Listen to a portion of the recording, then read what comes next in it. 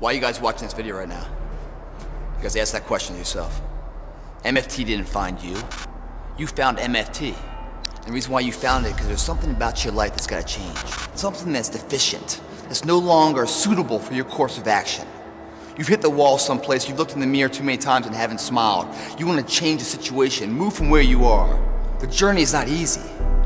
Before you start that journey, mentally, you must fuel yourself with the right reasons, the right fuel to sustain the entire journey. Everyone's hot off the start, but after a month or so into it, or a couple weeks into it, with the wear and tear and the grind starts to hit you, you start losing focus on the horizon, do you not? You get caught away in the daily hiccups, the ups and downs, and the wear and tear.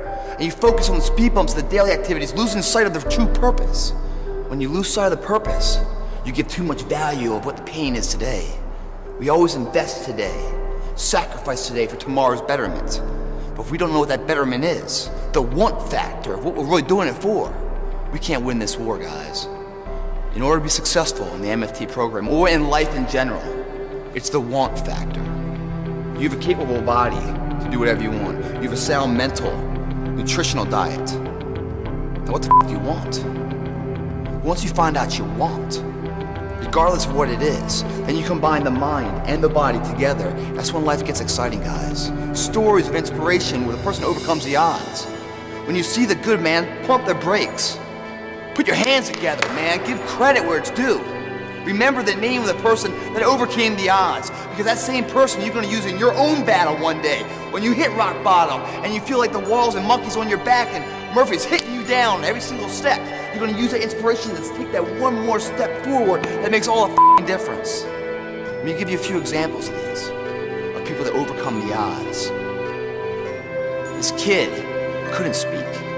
Everyone else in his peer group speaking all good. He couldn't speak. At age 7, everyone's reading and talking. He can't read. He's slowing down so much. The teachers brought his parents in, and said, dude, the kid's got to go, man. He's just slow. He's not creative. He's slowing down the betterment of the entire class. Got to go.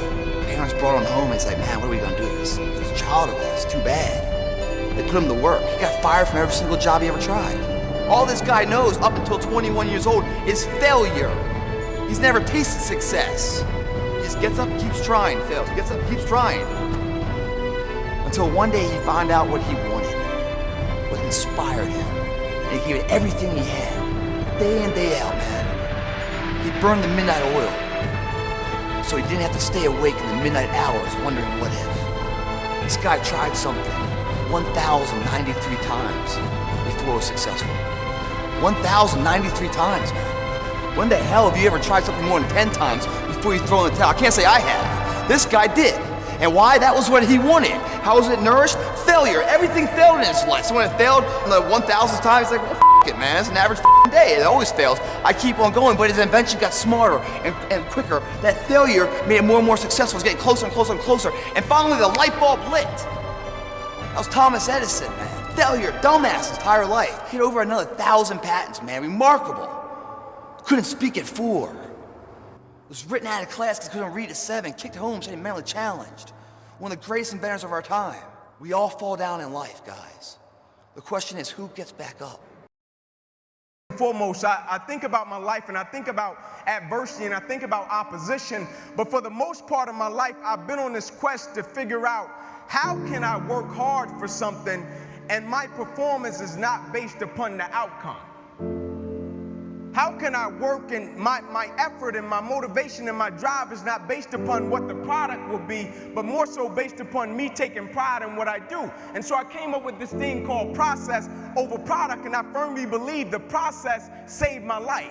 And what I mean by the process, I'm talking about the way I handle my business on a daily basis and the way I go about every single aspect of my life. I live by this thing called empty the bucket. And when people hear it, they think it's a cute slogan, empty the bucket, but what they don't understand, it's an unspoken law, and empty the bucket, it's an unspoken law of accountability and responsibility to me on this earth and my existence and everybody that is connected to me. I may be crazy, but I don't know. I just believe that I'm supposed to give everybody that is connected to me the best version of me. I just believe I deserve to give my wife and my children the best version of me. I just believe the people that I'm of service to on this earth, I deserve to give them the best version of me.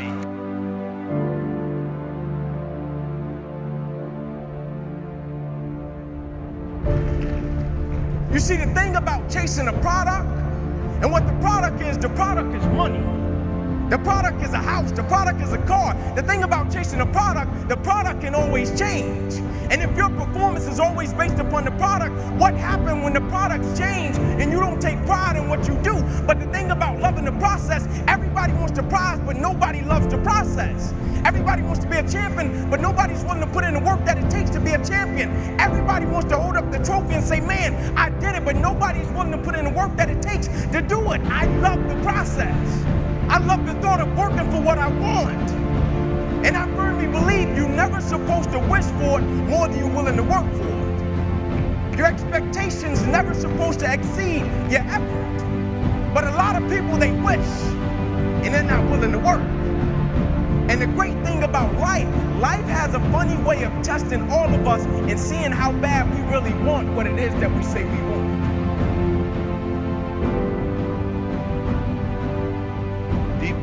Dig deep down and ask yourselves, who do you want to be? Not what, but who. And I'm talking about not what your parents and teachers want you to be, but you.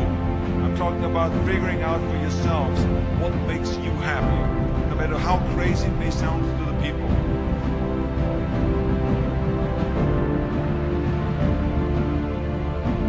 You can't always win, but don't be afraid of making decisions. You can't be paralyzed by fear of failure, or you will never push yourself. You keep pushing because you believe in yourself and in your vision, and you know that it is the right thing to do. Success will come, so don't be afraid to fail. Work your butt off. You never want to fail because you didn't work hard enough. I never wanted to lose a competition or lose an election because I didn't work hard enough. I always believed leaving no stone unturned.